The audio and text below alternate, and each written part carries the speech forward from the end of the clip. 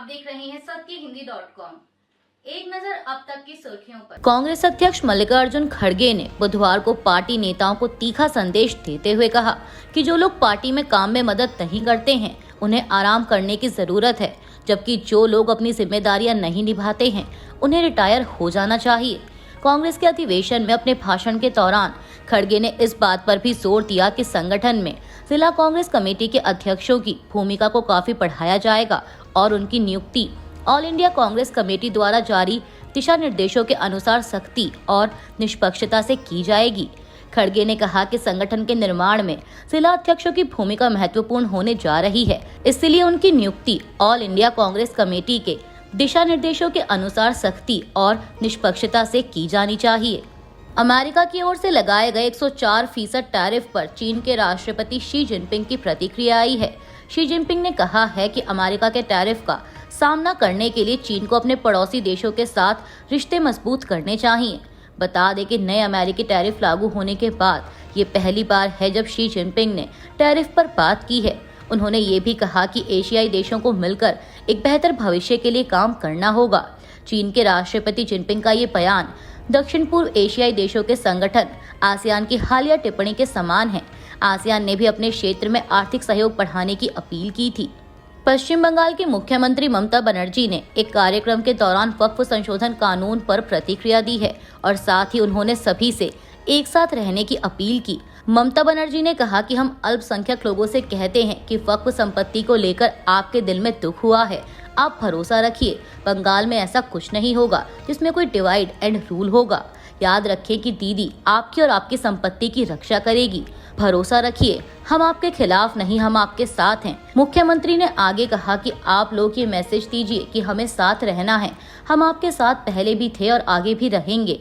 आपको बता दें कि भारत सरकार ने मंगलवार को बताया कि वक्फ संशोधन अधिनियम 2025 मंगलवार यानी 8 अप्रैल से लागू हो गया है। पीडीपी प्रमुख महबूबा मुफ्ती ने बुधवार को जम्मू कश्मीर विधानसभा से वक्फ अधिनियम में संशोधनों को खारिज करने के लिए प्रस्ताव पारित करने का आग्रह किया। आपको बता दें कि बुधवार विधानसभा के बजट सत्र का आखिरी दिन है। पूर्व मुख्यमंत्री मुफ्ती ने एक्स पर एक पोस्ट में लिखा कि आज विधानसभा सत्र के समाप्त होने की संभावना है, इसीलिए सत्तारूढ़ गठबंधन को राजनीतिक तमाशा लंबा खींचने की बजाय इस विधेयक को खारिज करने के लिए प्रस्ताव पारित करने पर प्राथमिकता देनी चाहिए। कांग्रेस के अधिवेशन और विस्तारित CWC की बैठक में हुई चर्चा की जानकारी देते हुए कांग्रेस नेता अभिषेक मनु सिंघवी ने कहा कि हमने आरोप लगाया कि वक्फ बिल जानबूझकर लाया गया, संसदीय प्रक्रियाओं का कोई सम्मान नहीं है। चुनाव आयोग पर सवाल दिन प्रतिदिन बढ़ते जा रहे हैं, वे जवाब नहीं देते, लेकिन हम सवाल पूछते रहेंगे। हमने कहा कि अंततः पेपर बैलेट होगा, हम जानते हैं कि यह जल्दी नहीं होगा, तब तक वीवीपैट में कागज का निशान कम से कम 50% होना चाहिए। कई योजनाएं हैं, उनका क्या उपयोग है? हम संभावित लाभार्थियों की संख्या नहीं जानते, इसीलिए जातीय जनगणना आवश्यकता है। सरकार सच्चाई जानने में क्यों अनिच्छुक है? कई सवाल हैं। यहाँ 2 दिनों में हमने यहाँ लोगों में बहुत ऊर्जा देखी। कई लोगों ने MP MLA बनने का विश्वास व्यक्त किया। शिक्षा नीति पर भी चर्चा हुई। कहा गया कि JNP यानी गांधी, नेहरू और पटेल ने हमारी आर्थिक व्यवस्था की नींव रखी। अनुच्छेद 15 पंचायती राज में क्रांति आई, यह कांग्रेस लेकर आई थी। किसानों के लिए MSP पर भाजपा क्या कर रही है? करीब 700 किसान मर गए, तब जाकर उन्होंने अपनी गलती मानी। वक्फ कानून के विरोध में मंगलवार को पश्चिम बंगाल के मुर्शिदाबाद में बड़े पैमाने पर विरोध प्रदर्शन और आगजनी की घटना हुई थी, जिसके बाद आज बुधवार को फिर से हिंसा भड़कने की वजह से तनाव फैल गया।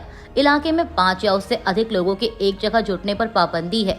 कल की हिंसा के बाद इंटरनेट भी बंद कर दिया गया है, लेकिन इसके बावजूद सैकड़ों की तादाद में प्रदर्शनकारियों ने सूती इलाके में हाईवे को घेर लिया, जिससे वाहनों की आवाजाही ठप हो गई। उन्होंने नेशनल हाईवे पर टायर जलाकर विरोध प्रदर्शन किया। पुलिस के एक अधिकारी ने बताया कि प्रदर्शनकारी मौके पर पहुंचे पुलिस वालों के साथ भी भिड़ गए और उन पर पथराव शुरू कर दिया। इसके बाद भीड़ को तीतर बीतर करने के लिए पुलिस ने लाठीचार्ज किया और आंसू गैस के गोले छोड़े। पुलिस के मुताबिक अब हालात नियंत्रण में हैं, लेकिन इलाके में भारी तनाव है। दरअसल आपको बता दें कि इलाके के कई अल्पसंख्यक युवा और छात्र संगठनों ने लोगों से वक्फ कानून के खिलाफ विरोध प्रदर्शन की अपील की है। वहीं पुलिस अधिकारी ने बताया कि आज की हिंसा के मामले में 5 लोगों को हिरासत में लिया गया है। पुलिस ने लोगों से अफवाहों से बचने को कहा है और फिलहाल 11 अप्रैल तक इलाके में इंटरनेट सेवा बंद रहेगी। डेरा सच्चा सौदा के प्रमुख गुरमीत राम रहीम को एक बार फिर से कुछ दिनों के लिए जेल से बाहर आने की अनुमति मिली है। राम रहीम को 21 दिन की फरलो मिलने पर उनके वकील जतिंदर खुराना ने प्रतिक्रिया देते हुए पीटीआई से कहा कि आज राज्य के सक्षम प्राधिकारी ने राम रहीम जी को 21 दिन की फरलो दे दी है, जो वह सिरसा आश्रम में बिताएंगे। उन्होंने कहा कि हर बार जब उन्हें फरलो दी गई तो वह कानूनी ढांचे के भीतर दी गई है। आपको बता दें कि यौन शोषण और हत्या के मामले में दोषी ठहराए गए राम रहीम को अब तक कई बार पैरोल या फरलो मिल चुकी है। चीन की सरकारी मीडिया ने अमेरिका की ओर से लगाए गए 104% टैरिफ पर अपनी प्रतिक्रिया दी है। जिस समय ये टैरिफ चीन पर लागू हुआ, ठीक उसी समय सरकारी चैनल सीसीटीवी से जुड़े एक social media account you yuan तान तियान ने टैरिफ से जुड़ा एक पोस्ट किया। यह पोस्ट चीन के एक माइक्रो ब्लॉगिंग प्लेटफॉर्म फीबो पर लिखा गया है। बयान के अनुसार लिखा गया है कि हम मुसीबत पैदा नहीं करते, लेकिन हम मुसीबत से डरते भी नहीं हैं। चीनी लोग दबाव और धमकियां पसंद नहीं करते। बयान में ये भी दोहराया गया कि चीन आखिर तक लड़ाई लड़ेगा। साथ में ये भी साफ किया कि संवाद का रास्ता अभी भी खुला हुआ है। इस बयान में कहा गया है कि चीन ना तो कमजोर पड़ेगा और ना ही झुकेगा। हम दुनिया को दिखाएंगे कि हम अंतर्राष्ट्रीय व्यापार के नियमों की मजबूती से रक्षा करेंगे।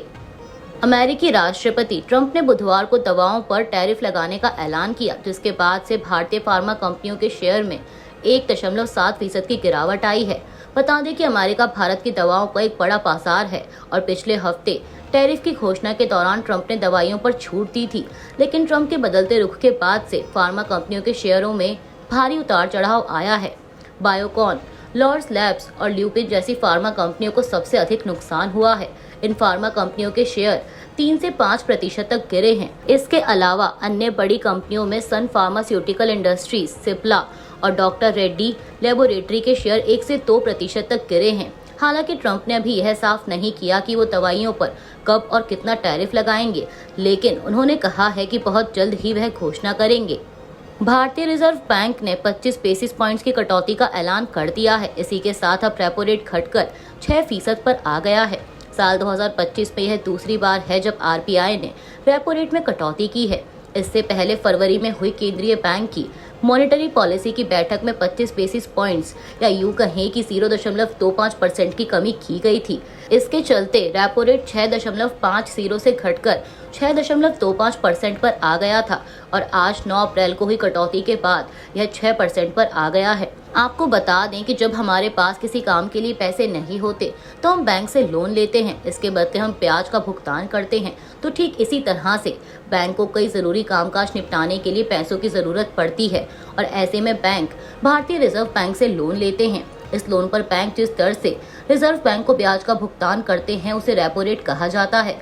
आसान भाषा में कहें तो जिस रेट पर आरबीआई बैंकों को लोन देता है उसे रेपो रेट कहते हैं। अब अगर बैंकों को आरबीआई से सस्ते ब्याज पर लोन मिलेगा तो ऐसे में बैंक भी कम ब्याज दरों पर ग्राहकों को लोन देते हैं। गुजरात के अहमदाबाद में कांग्रेस पार्टी का 84वां अधिवेशन चल रहा है। अधिवेशन के दूसरे दिन यानी आज बुधवार 9 अप्रैल को कांग्रेस अध्यक्ष मल्लिकार्जुन खड़गे ने केंद्र की मोदी सरकार पर तीखा हमला बोला। उन्होंने कहा कि हाल ही में खत्म हुए संसद के बजट सत्र में सरकार ने मनमाने ढंग से काम किया। खड़गे ने लोकसभा स्पीकर की भूमिका पर भी सवाल उठाते हुए कहा कि राहुल गांधी को सदन में बोलने नहीं दिया गया, जो कि लोकतंत्र के लिए बेहद शर्मनाक बात है।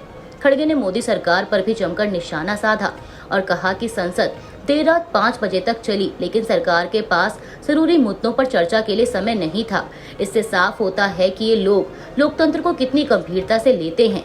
खड़गे ने कहा कि अमेरिका ने भारत पर 26% टैरिफ लगा दिया, लेकिन संसद में इस पर चर्चा की अनुमति नहीं दी गई। उन्होंने यह भी आरोप लगाया कि देश की सरकारी संपत्तियां धीरे धीरे निजी कंपनियों को बेची जा रही हैं और अगर यही हाल रहा तो एक दिन ऐसा आएगा जब मोदी सरकार और खुद मोदी जी देश की संपत्तियां बेचकर चले जाएंगे। मैं यह बात साफ कह रहा हूं। एयरपोर्ट, माइनिंग, मीडिया हाउस हो या टेलीकॉम, अपने उद्योगपति मित्रों को ये सरकार दिलवा रही है। इससे हमारी राष्ट्रीय सुरक्षा को भी खतरा है। कांग्रेस अध्यक्ष मल्लिकार्जुन खड़गे ने अपने संबोधन में आगे कहा कि कांग्रेस को गालियां देने की बजाय वे कोई काम नहीं करते हैं। चुनावी संस्थाएं भी उनके अधीन हैं। चुनाव में घोटाले हो रहे हैं। दुनिया के विकसित देश ईवीएम को छोड़कर बैलेट पेपर की तरफ जा रहे हैं, लेकिन हम ईवीएम पर चल रहे हैं। ये सब फ्रॉड है, ये मैं कहूँगा। आपने ऐसी तकनीक बनाई है जिससे सिर्फ आपको फायदा हो। ऐसी तकनीक बनाकर आप विपक्ष को दबाना चाहते हैं, तो कल को देश के नौजवान उठेंगे और कहेंगे कि हमें बैलेट पेपर चाहिए, ईवीएम नक्को। खड़गे ने महाराष्ट्र विधानसभा चुनाव का जिक्र करते हुए कहा कि बीजेपी 150 सीटों पर लड़ती है, 138 सीटें जीतती है। जो फ्रॉड महाराष्ट्र में हुआ वो लोकतंत्र को खत्म करने के लिए हुआ। वोटर लिस्ट में जो गड़बड़ियां हुई हैं, इस पर हमारे वकील और नेताओं ने काम किया। जो चोर चोरी करता है वो कभी न कभी पकड़ा जाता है। आज 15 लाख लोग विदेशों में जाकर बस गए हैं। रोजगार के लिए विदेश गए नौजवानों को जंजीरों में बंद कर अमेरिका से भारत लौटाया जा रहा है, लेकिन हमारे प्रधानमंत्री चुप रहते हैं। जब लोगों पर अन्याय होता है तो पीएम चुप हो जाते हैं। खड़गे ने पीएम मोदी पर तंज कसते हुए ये भी कहा कि तुम तो 11 साल पीएम हो गए, 13 साल सीएम रहे, क्या आपने यहाँ की गरीबी हटाई? एक दलित आदमी जो इनके जमाने में मंदिर गया रामनवमी पर, जब बाहर आया तो वहाँ के लोगों ने गंगा जल लाकर पवित्र करने का काम किया। कांग्रेस अध्यक्ष ने कहा कि जो दलित हैं वे भी हिंदू हैं। अमेरिकी राष्ट्रपति डोनाल्ड ट्रंप ने चीन पर 50% अतिरिक्त टैरिफ लगा दिया है। अब चीन पर कुल टैरिफ 104% हो गया है, यानी अमेरिका पहुंचने वाले चीनी सामान पर अब 104% आयात शुल्क लगेगा। अमेरिकी राष्ट्रपति के कार्यालय व्हाइट हाउस की ओर से जारी किए गए एक दस्तावेज में इसकी पुष्टि की गई। व्हाइट हाउस के बयान में कहा गया है कि चीन की अमेरिका के खिलाफ जवाबी कार्रवाई की घोषणा के बाद ये कदम उठाया गया है। दरअसल आपको बता दें कि दूसरे कार्यकाल की शुरुआत में ही ट्रंप ने चीन पर 20% टैरिफ लगाया था। इसके बाद जब ट्रंप ने सारी दुनिया पर टैरिफ की घोषणा की तो चीन पर 34% टैरिफ और लगाया गया और अब लगे 50% टैरिफ के बाद कुल आयात शुल्क 104% हो गया है। इससे पहले ट्रंप ने सोमवार को ही कह दिया था कि अगर चीन ने अमेरिकी सामान पर आयात शुल्क लगाने के फैसले को वापस नहीं लिया तो वह चीन पर 50% टैरिफ और लगा देंगे। वहीं ट्रंप के बयान पर चीन के वाणिज्य मंत्रालय ने कहा था कि वो अमेरिकी ब्लैकमेल को स्वीकार नहीं करेगा और इसके खिलाफ अंत तक लड़ेगा। अभी के लिए बस इतना ही। बाकी की खबरों के लिए जुड़े रहिए सत्यहिंदी.com के साथ। Copyright disclaimer under Section 107 of the Copyright Act 1976. Allowance is made for fair use for purposes such as criticism, comment, news reporting, scholarship, and research. Fair use is a use permitted by copyright statute that might otherwise be infringing.